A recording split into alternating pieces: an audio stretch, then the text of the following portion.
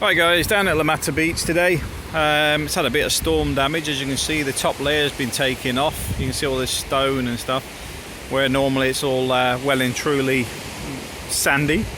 Also got a lot of this green seaweed, algae type stuff, which will probably go in the next couple of weeks as well. What they normally do is they'll bring a little tractor down and then bring a truck and basically scrape all the algae up, throw it in the truck, and that goes away, and then they bring a load of sand and then they recover the beach. Where they get the sand from, no idea. But yeah, it's just one of those things that you get in the bad weather. There is a couple of things they could do would make life easier, because I noticed they've got, you see a couple of little dips up there. It's where the water seems to wash down from the roads, etc. I think if they actually put some drainage that went right out, they could actually soak it away, get the water straight out rather than let it wash out the beach.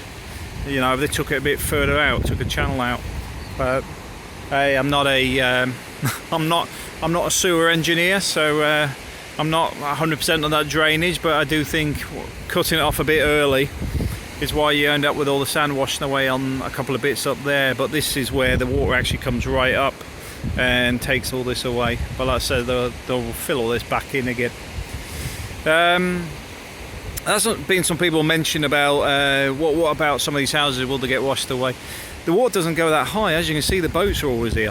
It literally just sort of stops about there. You know, it doesn't really come up as far as where the houses will be at risk. Will that change over the next 100 years? Well, not being funny, concrete over steel, if they lasted another 100 years, we'll be doing quite well on those properties. But anyway, just wanted to share that, something a little bit different today.